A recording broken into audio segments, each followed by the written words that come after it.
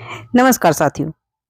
जैसा कि हम सभी जानते हैं कि 25 जनवरी 2025 के दिन भारत सरकार द्वारा वित्त मंत्रालय के अंतर्गत यूपीएस अर्थात यूनिफाइड पेंशन स्कीम एकीकृत पेंशन योजना का नोटिफिकेशन जारी कर दिया गया है और इसमें बहुत सी बातें बताई गई हैं जिनको आज हम इस वीडियो के अंतर्गत समझेंगे कि इसमें क्या-क्या खास बातें हैं और उन्हें समझने का प्रयास करेंगे। तो इससे पहले यदि आपने इस चैनल को सब्सक्राइब नहीं किया है तो चैनल को सब्सक्राइब कर लें ताकि आने वाले इसी प्रकार के वीडियो का नोटिफिकेशन आपको प्राप्त हो सके और आप इसी प्रकार के इंफॉर्मेटिव वीडियो का लाभ ले सकें। तो ये जो एकीकृत पेंशन योजना है अर्थात यूनिफाइड पेंशन स्कीम, यह नेशनल पेंशन सिस्टम के अंतर्गत ही इसको लाया गया है और यह एक वैकल्पिक योजना है। अर्थात आप चाहें तो इसका विकल्प चुन सकते हैं और आप चाहें तो आप एनपीएस अर्थात नेशनल पेंशन सिस्टम में भी रह सकते हैं। यूपीएस यूनिफाइड पेंशन सिस्टम, जैसा कि आप सभी जानते हैं कि इस समय पर यदि हम पेंशन स्कीम्स की बात करें तो हम 3 टर्म्स सुनते हैं। 3 टर्म्स में एक हम सुनते हैं एनपीएस जो कि है national pension system, national pension system, और एक टर्म्स जो हमने अभी सुना है वो की है यूपीएस। यूपीएस अर्थात unified pension scheme, unified pension scheme. Okay, और ओपीएस अर्थात ओल्ड पेंशन जो सिस्टम है जिसके लिए सभी की लड़ाई चल रही है एक प्रकार से कहा जाए तो, क्योंकि सभी चाहते हैं कि हमें ओल्ड पेंशन दी जाए, परंतु हमें जो अभी दिया गया है वह है यूपीएस। इसका नोटिफिकेशन जारी हुआ है यूनिफाइड पेंशन स्कीम का। ये एक योजना है जो कि नेशनल पेंशन सिस्टम के अंतर्गत ही वैकल्पिक रूप से हमें दी गई है। अर्थात जो एनपीएस के इसमें स्पष्ट रूप से लिखा गया है कि राष्ट्रीय पेंशन प्रणाली के अंतर्गत कवर होने वाले केंद्र सरकार के कर्मचारियों के लिए राष्ट्रीय पेंशन प्रणाली के अंतर्गत एक विकल्प के रूप में ये जो योजना है ये शुरू करने का निर्णय लिया गया है। तो इसमें आप देख सकते हैं जो कि नोटिफिकेशन में स्पष्ट रूप से लिखा गया है। तो इसको समझने का हम प्रयास करते हैं कि इसमें क्या खास है, कौन कौन सी बातें इसमें कही गई हैं।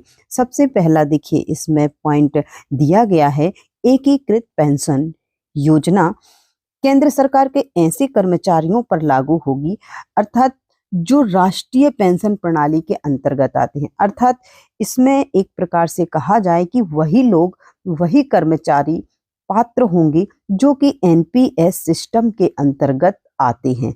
जिन्होंने अभी एनपीएस सिस्टम के अंतर्गत हैं वो इसके अंतर्गत इस विकल्प को चुनने के लिए पात्र होंगे। और इसके साथ ही एक पात्रता तो यही हो गई कि ऐसे कर्मचारी जो एनपीएस सिस्टम के अंतर्गत आते हैं वही इस पेंशन प्रणाली का विकल्प चुन सकते हैं। और इसके अंतर्गत अन्य और पात्रताएं भी बताई गई हैं कि वही कर्मचारी जिसने 10 वर्ष की जो सेवा है, अपनी जो जॉब है उसके 10 वर्ष पूर्ण कर लिए हों, वही कर्मचारी इस योजना का जो विकल्प है वह चुन सकता है। अर्थात कर्मचारी को 10 वर्ष की सेवा पूर्ण करी हुई होनी चाहिए। इसमें यह भी बताया गया है कि 25 वर्ष की न्यूनतम अर्हक सेवा अवधि के पश्चात स्वैच्छिक सेवानिवृत्ति के मामले में यदि सेवा अवधि अधिवर्षिता तक जारी रहती है तो उस तारीख से कर्मचारी अधिवर्षिता प्राप्त कर लेता है। एक तो देखिए हमने पहला देखा है कि यदि कर्मचारी ने अपनी सेवा के 10 वर्ष पूर्ण कर लिए हों और जो एनपीएस सिस्टम है इसमें वह इसके अंतर्गत देखिए हमने देखा कि सबसे पहले कि यदि कर्मचारी है उसने अपनी सेवा के 10 वर्ष पूर्ण किए हों और वह एनपीएस सिस्टम के अंतर्गत आता हो, वही कर्मचारी यूपीएस जो सिस्टम है अर्थात यूनिफाइड पेंशन स्कीम है, इस विकल्प का चयन कर सकता है। इसके अतिरिक्त यहाँ पर मान लीजिए उसने विकल्प का चयन कर लिया, इसके बाद उसको 25 वर्ष अपनी सेवा के कम से कम 25 वर्ष पूर्ण किए होने चाहिए, तभी इसमें जो शर्तें दी गई हैं वह उस कर्मचारी की जो वेतन है, जो पेंशन है, उस पर लागू होंगी। तो इस प्रकार से इसमें स्पष्ट बताया गया है, न्यूनतम सेवा अवधि बताई गई है कि कम से कम कर्मचारी को 25 वर्ष की सेवा पूर्ण की होनी चाहिए। इस नोटिफिकेशन में जो भी बातें लिखी हुई हैं उनका लाभ लेने के लिए, और यदि नहीं कर पाता है तो उसके संबंध में भी बातें लिखी हुई हैं, वो सब भी इसमें बताया गया है। तो इसमें ये यहाँ पर हमें बताया गया है कि योजना के अंतर्गत क्या क्या लाभ दिए जाएंगे। इसमें देखिए हमें बताया गया है कि पूर्ण सुनिश्चित भुगतान की सेवानिवृत्ति दर, यदि कर्मचारी, हमने जो अभी पात्रताएं देखी वो सभी पात्रताएं पूर्ण कर लेता है और यूपीएस का चुनाव करता है, हमने माना कि उसने यूपीएस का चुनाव किया, तो उसे सेवानिवृत्ति पर क्या प्राप्त होगा, इसमें ये सब बताया गया है।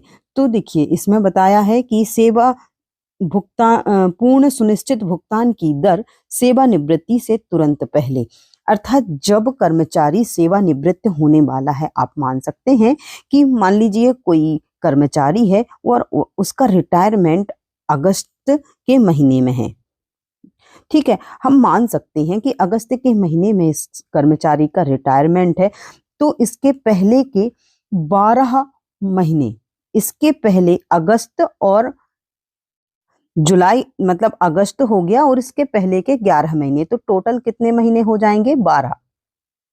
जब कर्मचारी का रिटायरमेंट है उस महीने से लेकर के पिछले मतलब टोटल 12 महीने, इनका क्या किया जाएगा, इनका मूल वेतन, इन 12 महीनों का मूल वेतन लिया जाएगा और मूल वेतन का 50%, यदि हम माने कि इन 12 महीने में किसी कर्मचारी का मूल वेतन,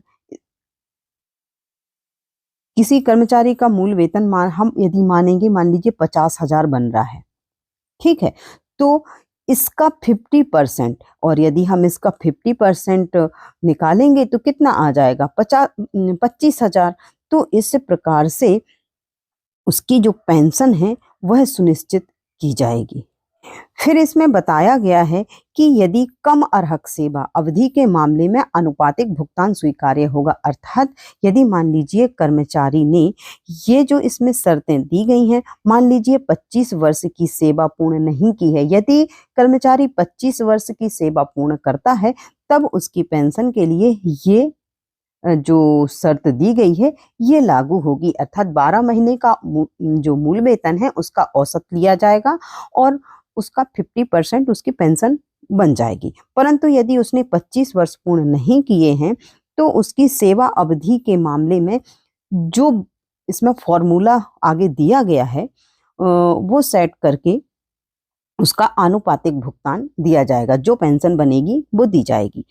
फिर इसमें बताया गया है कि 10 साल या उससे अधिक की अर्हक सेवा के पश्चात, कि मान लीजिए कि कर्मचारी ने जो सेवा है 10 साल के पश्चात उसने जो हमारी ये पेंशन योजना है इसको, इस विकल्प का चुनाव किया है और जो उसने 25 वर्ष की आयु पूर्ण नहीं की है अपनी सेवा अवधि के, तब उसकी पेंशन स्कीम मान लीजिए कम बनती है, 10,000 से यदि उसकी पेंशन कम बनती है, मान लीजिए 9,000 बनती है किसी मामले में या 8,500 बनती है, तब ये जो स्कीम है यह दावा करती है कि उसे 10,000 का न्यूनतम गारंटी युक्त भुगतान सुनिश्चित किया जाएगा। यदि आप इसकी सभी शर्तें पूरी करते हैं जो इसमें बताई गई हैं, तब आपको 10,000 से कम पेंशन किसी भी हाल में नहीं दी जाएगी, अर्थात आपके जो 25 वर्ष हैं वो पूर्ण होने चाहिए सेवा के। फिर भी आपकी न्यूनतम सैलरी जो भी होगी, मान लीजिए आपकी न्यूनतम सैलरी उस समय पर जब आप रिटायर हो रहे हैं, मान लीजिए हम इसी टाइम का यदि यूपीएस लागू होता और आप रिटायर हो रहे होते और आपकी जो रिटायरमेंट के बाद आपकी पेंशन है वो 8,000 बन रही होती, हम ऐसा मान के चलते हैं, तब ये जो योजना है ये हमें गारंटी दे रही है कि आपको 10,000 से कम जो पेंशन है किसी भी हालत में नहीं मिलेगी। बस आपको इसकी कंडीशंस फुलफिल करनी चाहिए। परंतु यदि न्यूनतम 25 वर्ष की सेवा के पश्चात आपने 25 वर्ष की सेवा पूर्ण कर ली और उसके बाद स्वैच्छिक सेवानिवृत्ति के मामले में आपने स्वैच्छिक सेवानिवृत्ति ले ली 25 वर्ष पूर्ण करने के बाद, तब आपको जो पेंशन है तो पेंशन तभी से नहीं मिलेगी। पेंशन आपको तभी मिलेगी जब आपका रिटायरमेंट की जो डेट होगी, अर्थात 60 वर्ष या 62 वर्ष के बाद, भले ही आप उससे पहले स्वैच्छिक सेवानिवृत्ति ले लें। तो इस प्रकार से इसमें हमें सारी बातें बताई गई हैं। आप देख सकते हैं इसमें हमें ये भी बताया गया है कि यदि कर्मचारी की मृत्यु हो जाती है तो जो आप देख सकते हैं उनके परिवार को या स्पाउस को जो भी पेंशन का भाग मिलेगा, उस जो पेंशन मिल रही थी उसका 60% दिया जाएगा। इसमें ये सारी बातें बताई गई हैं। महंगाई राहत, सुनिश्चित भुगतान और पारिवारिक भुगतान जैसा भी मामला हो इस पर भी उपलब्ध होगी। अर्थात ये सभी जो टर्म्स हैं ये जब अभी परिभाषित नहीं किए गए हैं, ये परिभाषित किए जाएंगे और पेंशन पर ये सभी महंगाई राहत ये भी दी जाएगी। कितना कैसा किस प्रकार से दिया जाएगा ये भी बताया जाएगा। इसमें अभी सारी बातें खुलकर हमारे सामने नहीं आई हैं। चलिए, अर्हक सेवा, इसमें आप देख सकते हैं इसमें बताया गया है कि अर्हक सेवा के प्रत्येक पूर्ण 6 महीने के लिए मासिक उपलब्धियों का इसमें हमें बताया गया है कि अधिक एक मुश्त राशि से संबंधित बातें की गई हैं। ये तो अभी तक इसमें देखिए पेंशन की बात कही गई थी। इसमें हमें बताया गया है यूपीएस में कि रिटायरमेंट के समय आपको पेंशन दी जाएगी।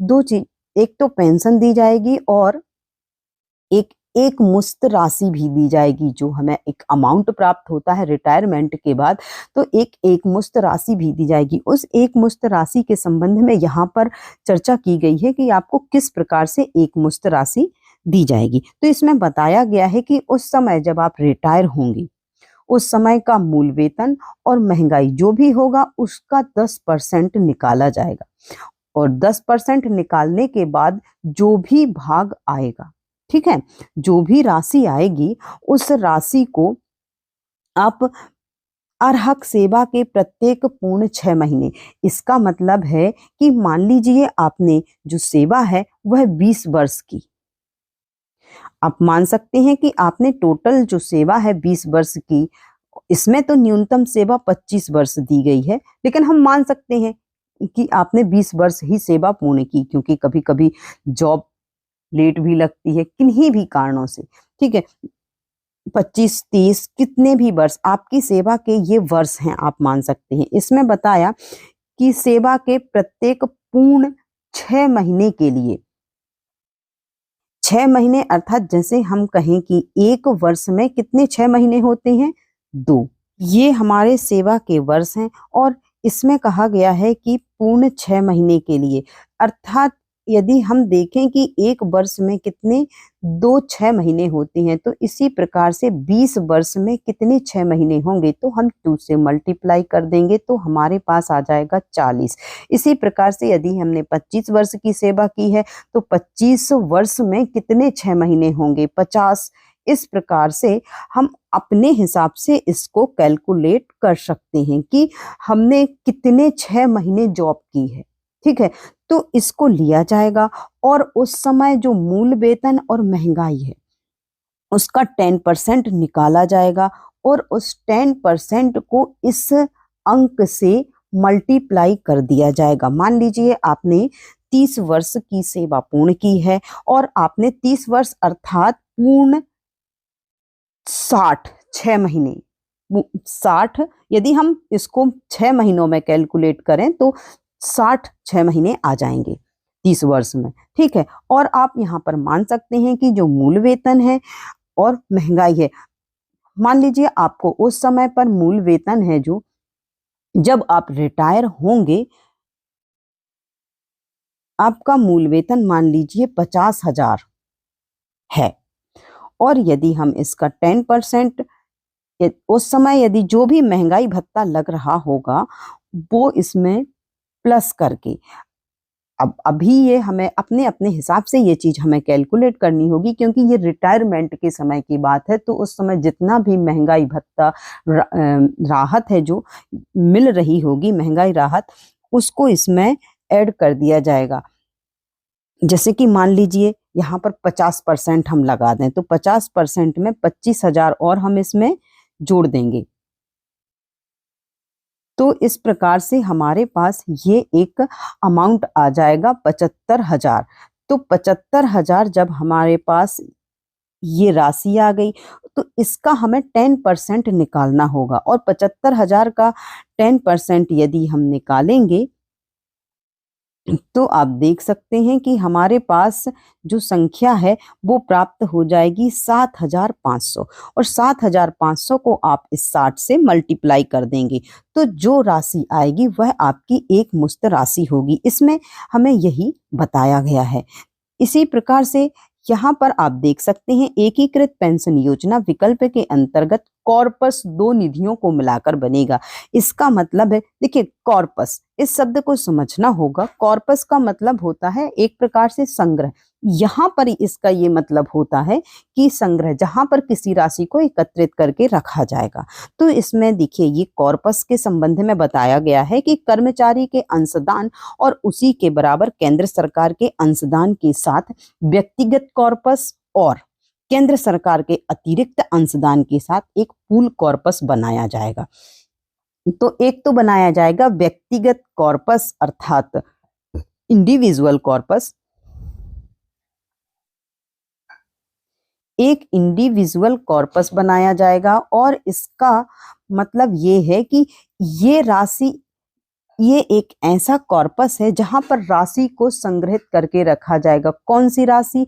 जो व्यक्ति अपनी सैलरी से कटवाएगा, अर्थात 10%। इसमें बताया गया है कि कर्मचारी अपने मूल वेतन और महंगाई भत्ता का 10% जो है इसमें अपना डाल सकता है, और 10% जहां पर ये रखा जाएगा उसे कहा जाएगा इंडिविजुअल कॉर्पस। और इसी के साथ केंद्र सरकार केंद्र सरकार अतिरिक्त अंशदान भी करेगा, उसको कहा जाएगा पूल कॉर्पस। तो देखिए इसमें जो अंशदान है उसमें केंद्र जो कर्मचारी है 10% देगा, और इसी के साथ भी केंद्र सरकार का भी अंशदान मूल वेतन और महंगाई भत्ता का 10% दोनों, अर्थात जितना व्यक्ति के द्वारा अंशदान दिया जाएगा उतना ही सरकार भी इसमें अपना अंशदान देगी। तो ये हो जाएगा इंडिविजुअल कॉर्पस, जो कि मिला के केंद्र सरकार और व्यक्ति का जो मिलाकर के अंशदान होगा वो इंडिविजुअल कॉर्पस में रखा जाएगा। परंतु इसके अतिरिक्त इसमें कहा गया है कि इसके अतिरिक्त अंशदान के लिए भी एक पूल कॉर्पस बनाया जाएगा। देखिए इसमें बताया गया है कि कर्मचारियों के अनुमानित 8.5% मूल वेतन का और महंगाई भत्ता का ये अतिरिक्त अंशदान भी करेगा। तो ये है जो ये पूल कॉर्पस में रखा जाएगा। ठीक है, अर्थात इसका मतलब ये हुआ कि जो हमारी जो यूपीएस सिस्टम है इसमें हमारा अंशदान, कर्मचारियों का अंशदान 10% होगा प्लस मूल वेतन, और देखिए जो मूल वेतन प्लस महंगाई, इसका 10%, इसका कितना 10% ये कर्मचारी द्वारा दिया जाएगा, और इतना ही सरकार के द्वारा दिया जाएगा। तो इस राशि को, ये जो राशि एकत्रित होगी इसको मिलाकर के बनाए रखा जाएगा, जहां पर उसे कहा जाएगा इंडिविजुअल कॉर्पस। परंतु इसके अतिरिक्त सरकार के द्वारा 8.5% राशि और जमा करवाई जाएगी। कितनी? 8.5%। ये राशि जहां जमा करवाई जाएगी वो कहलाएगा पूल कॉर्पस। हम समझ सकते हैं इसको पैसों में कि यदि मान लीजिए हमारा अंशदान 10 रुपए का है, और तो सरकार का इसमें अंशदान 18.5 रुपये का हो जाएगा। 10% यहाँ पर और 8.5% यहाँ पर। तो इस प्रकार से आप इसको समझ सकते हैं। इसमें बताया गया है कि जिन्होंने समग्र आधार पर पूल कॉर्पस के स्थान पर एकीकृत पेंशन योजना के विकल्प को चुना है, अतिरिक्त अंशदान एकीकृत पेंशन योजना के विकल्प के अंतर्गत सुनिश्चित भुगतान की सहायता के लिए है। तो इस प्रकार से आप यदि इसको पढ़ना चाहें, रीड करना चाहें तो कर सकते हैं। इसमें एक डिफॉल्ट पैटर्न की बात कही गई है, जिसे भी हमें समझ में आना चाहिए कि ये क्या है। इसमें बताया गया है कि व्यक्तिगत कॉर्पस के लिए ही निवेश के विकल्पों को अपना सकते हैं। देखिए, अभी हमने 2 कॉर्पस देखे, एक तो इंडिविजुअल कॉर्पस अर्थात व्यक्तिगत कॉर्पस। इसमें हमने देखा कि 10% राशि मूल वेतन और महंगाई का 10% कर्मचारी के द्वारा जमा किया जाएगा और 10% जो है वह सरकार के द्वारा जमा किया जाएगा। तो ये जहां पर ये राशि रखी जाएगी वो कहलाएगा व्यक्तिगत कॉर्पस या फिर इंडिविजुअल कॉर्पस। तो इसमें जो राशि है, इसमें हमें ऐसे विकल्प दिए जाएंगे कि सरकार इस पैसे को कहाँ निवेश कर रही है। तो उसमें सरकार अपने हिसाब से, मान लीजिए सरकार ने सोच लिया कि हमें 30% एसबीआई में, 30% राशि एसबीआई में निवेश करनी है, कहीं भी जहां भी सरकार चाहे, तो उसमें सरकार इस प्रकार से अपना एक पैटर्न बना लेगी। उसे कहा जाएगा डिफॉल्ट पैटर्न। क्या कहा जाएगा? Default pattern. तो इस राशि को निवेश करने के लिए हमें भी अर्थात कर्मचारी को भी विकल्प दिए जाएंगे कि आप चाहे नहीं, हमें अपनी राशि जहां आप कह रहे हैं हमें वहां नहीं लगाना है, हमें तो अपनी राशि यहाँ लगानी है। तो आपको ये विकल्प दिए जाएंगे और आप उसको चुन सकते हैं। परंतु यदि आपने नहीं चुना है तो ये जो डिफॉल्ट पैटर्न है ये लागू हो जाएगा। परंतु यदि आप चुनेंगे तो आपके हिसाब से आपकी राशि निवेश की जाएगी। तो इस प्रकार से ये यहाँ पर हमें डिफॉल्ट पैटर्न के विषय में बताया गया है। परंतु केंद्र सरकार जो इसमें अतिरिक्त अंशदान है, जो हमने अभी देखा 8.5% की राशि, जो कि पूल कॉर्पस बनाया जाएगा जिसके लिए, और इस राशि का जो निवेश है इसमें हमें वैकल्पिक सुविधा नहीं दी गई है। वो सरकार ही उसको निवेश करेगी। इसमें हमें कोई भी विकल्प नहीं दिया गया है। ये हमें केवल इंडिविजुअल कॉर्पस की राशि है जो उसे ही हम चुन सकते हैं। उसका जो पैटर्न है उसे ही हम चुन सकते हैं कि हमारी राशि है कहाँ पर निवेश की जाए। सभी यहाँ पर टर्म्स एंड कंडीशंस दी गई हैं। इसमें देखिए और क्या खास है, हाँ, इसमें हम देख सकते हैं कि एकीकृत पेंशन योजना अर्थात जो हमारी यूपीएस है, यूनिफाइड पेंशन स्कीम है, ठीक है। कर्मचारी यदि चाहे तो यूपीएस सिस्टम का चुनाव कर सकता है और यदि नहीं चाहे तो वह जो राष्ट्रीय एकीकृत पेंशन जो प्रणाली है, पहले से राष्ट्रीय पेंशन प्रणाली है, इसके अंतर्गत बना रह सकता है। परंतु यदि वो चाहे तो इस पेंशन जो योजना का विकल्प चुन सकता है, ठीक है। और इसमें एक बात और कही गई है कि यदि कर्मचारी इसमें बना रहना चाहे तो बना रहे, इसका चुनाव ना करे। परंतु एक बार यदि कर्मचारी ने यूपीएस का चुनाव कर लिया अर्थात एकीकृत पेंशन योजना का चुनाव कर लिया, तो फिर वो वापस एनपीएस में नहीं आ सकता।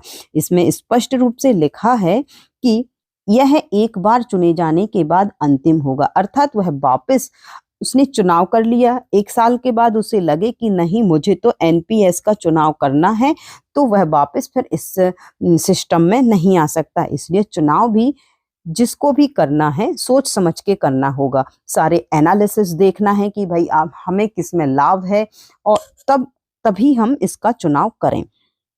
चलिए अब हम देखते हैं इसमें और क्या बताया गया है। इसमें बताया कि यूपीएस अर्थात राष्ट्रीय पेंशन यूपीएस मतलब एनपीएस के अंतर्गत कवर किए गए प्रत्येक कर्मचारी जिन्होंने पेंशन योजना का विकल्प लिया है, पेंशन योजना अर्थात जिसके बारे में हम अभी चर्चा कर रहे हैं, उन्होंने, ऐसे कर्मचारी जिन्होंने यूपीएस का विकल्प लिया है,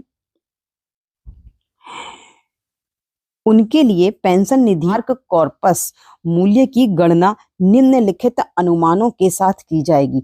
देखिए, अभी हमने दो कॉर्पस देखे, एक पूल कॉर्पस और एक इंडिविजुअल कॉर्पस। तो कॉर्पस से संबंधित एक और टर्म्स यहाँ आया है जो कहा जा रहा है बेंचमार्क कॉर्पस। ये क्या होता है? तो बेंचमार्क कॉर्पस, इसमें ये समझाया गया है कि बेंचमार्क कॉर्पस ये भी राशि का एक समूह है। तो इसके लिए यहाँ पर कुछ शर्तें दी गई हैं। तो सबसे पहले हम जान लेते हैं कि आखिर बेंचमार्क कॉर्पस है क्या। तो देखिए, बेंचमार्क जो कॉर्पस है, इसे बताया गया है कि जैसे मान लीजिए कर्मचारी है, उसने सारी शर्तें फुलफिल कर ली। मान लीजिए 25 वर्ष की सेवा उसे पूर्ण करनी थी और उसने कर ली, ठीक है।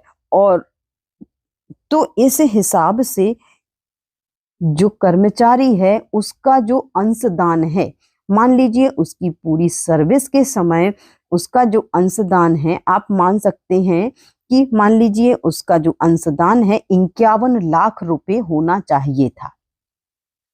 तो इस 51 लाख रुपए को कहा जा रहा है बेंचमार्क कॉर्पस, एक निश्चित राशि। देखिए, हो कितना भी होना चाहिए था और होने में, मान लीजिए ये एक 51 लाख रुपए उसके होने चाहिए थे जमा पूरी सर्विस के दौरान। तो ये जो 51 लाख है ये फिक्स है, बेंचमार्क कॉर्पस के नाम से हम इसे जानेंगे। परंतु मान लीजिए हो सकता है कि कर्मचारी के जो पैसे हैं इतने जमा ना हो, वो एक अलग कंडीशन हो जाएगी, उन सबको हम बाद में समझेंगे। अभी हमें समझना होगा कि बेंचमार्क कॉर्पस क्या है। तो इस प्रकार से बेंचमार्क कॉर्पस ये फिक्स राशि हो जाएगी, ठीक है। चलिए, इसमें हमें देखिए इसी बेंचमार्क कॉर्पस के मूल्य की गणना किस प्रकार से की जाएगी, यहाँ पर हमें उससे संबंधित बातें बताई गई हैं, ठीक है। कि अर्हक सेवा के प्रत्येक महीने के लिए कर्मचारी और नियोक्ता दोनों के लिए प्रयोज्य अंशदान की नियमित प्राप्ति, ये सारी बातें इसमें बताई गई हैं कि किस प्रकार से ये डिफॉल्ट पैटर्न के विषय में बताया गया है जो हम अभी देख चुके हैं, ठीक है। ये अंशदान वो भी हम देख चुके हैं, ये प्रत्येक महीने में ये हम सभी देख चुके हैं। ये वही चीजें यहाँ पर बताई गई हैं, आप इनको पढ़ सकते हैं। आप देख सकते हैं कि इसमें कुछ चीजें बताई गई हैं कि देखिए, बेंचमार्क कॉर्पस के मूल्य या यूनिटों के बराबर पूल कॉर्पस में व्यक्तिगत कॉर्पस के मूल्यों की यूनिट को अंतरित करने के लिए प्राधिकृत होगा। ये हम देखिए, बेंचमार्क कॉर्पस, पूल कॉर्पस और व्यक्तिगत कॉर्पस, ये तो हम शब्द हैं जो वो हम मुझे लगता है कि हम सब समझ गए होंगे। और इसमें बताया गया है कि यदि व्यक्तिगत कॉर्पस का मूल्य, व्यक्तिगत कॉर्पस अर्थात जो राशि हम 10% कर्मचारी और 10% गवर्नमेंट के द्वारा जमा की जा रही है, वह हमारा व्यक्तिगत कॉर्पस है। तो जितनी जमा होनी चाहिए थी यदि उससे कम है तब बेंच हाँ इसका मूल्य जो देखिए ये हो जाएगा जो हमने जमा की है राशि, और बेंचमार्क कॉर्पस जमा जितनी होनी थी। मान लीजिए ये राशि हमने, चलिए इसको अच्छे से समझने का प्रयास करते हैं। देखिए, जैसे इंडिविजुअल कॉर्पस, ये कौन सी राशि है? जो कि 10% कर्मचारी और 10% गवर्नमेंट के द्वारा जमा की जा रही है। वह मान लीजिए कि वह राशि हमने जमा की 40 लाख जॉब के दौरान, हमारी सेवा के दौरान कर्मचारी ने, परंतु बेंचमार्क कॉर्पस था वह 45 लाख का था। कारण कुछ भी हो सकता है। कारण ये भी हो सकता है कि मान लीजिए आपने अपने अंशदान में से कुछ राशि निकाल ली, ये भी कारण हो सकता है। तो देखिए, बेंचमार्क कॉर्पस ये है कि आपको जमा इतने करने थे, परंतु आपने इंडिविजुअल कॉर्पस में आपने राशि जमा की इतनी, ठीक है। तो अंतर कितना आ गया? 5 लाख का, क्योंकि आपने 40 लाख जमा किए हैं परंतु करने थे 45 लाख, तो 5 लाख रुपए का ये अंतर आ गया। तो इस प्रकार से इसमें बताया गया है कि कम है तो आप कर्मचारी के पास इस अंतर को पूरा करने के लिए अतिरिक्त अंशदान की व्यवस्था होगी। अर्थात आपका जो ये 5 लाख का अंतर आया है, आप चाहें तो सेवानिवृत्ति के समय इस 5 लाख रुपए को जमा करा दें और अपने बेंचमार्क कॉर्पस को पूरा कर दें। तब इसकी जो भी शर्तें हैं वह लागू हो जाएंगी और आपकी पेंशन जैसा इसमें बताया गया है उसी शर्तों के अनुसार बनेगी। परंतु यदि आप ये जमा नहीं कराते हैं तब भी कोई बात नहीं, लेकिन पेंशन कम बनेगी। तो इसमें ये सारी बातें आपको बताई गई हैं, आप इन्हें देख सकते हैं। इसमें सारी बातें इस कुछ बातें स्पष्ट की हुई हैं, कुछ बातें स्पष्ट नहीं हैं और समय हो सकता है समय पर ये निश्चित कर दी जाएं, कुछ चीज़ों को परिभाषित कर दिया जाएगा। तो देखिए ये जो योजना है यूपीएस, ये लागू हो जाएगी 1 अप्रैल 2025 से। तो मैं आशा करती हूँ कि आपको इसके टर्म्स एंड कंडीशंस समझ में आए होंगे। ये जो यूपीएस अर्थात यूनिफाइड पेंशन स्कीम आई है, इसमें कुछ बातें स्पष्ट नहीं की गई हैं जिनको परिभाषित हो सकता है आगे किया जाएगा। इसमें जो राशि की पेंशन की और एक मुश्त राशि की जो गणना की गई है, इसमें आगे बताया गया है इस प्रकार से इस राशि की किस प्रकार से इसकी गणना की जाएगी, कौन कौन सी शर्तें लागू की जाएंगी। चूंकि वीडियो लंबा हो जाएगा, बहुत बड़ा हो जाएगा, तो इसकी गणना हम एक अलग से वीडियो में करेंगे, क्योंकि एक ही वीडियो में बहुत लेंदी वीडियो हो जाएगा। तो हम इसकी गणना है एक एक पॉइंट को देखेंगे और इसकी गणना को देखेंगे, परंतु एक अलग ही वीडियो में। तो आपको यदि ये वीडियो पसंद आया हो तो आप वीडियो को लाइक कर दें, चैनल को सब्सक्राइब अवश्य कर लें ताकि इसी प्रकार के इंफॉर्मेटिव वीडियो आप तक पहुंच सकें।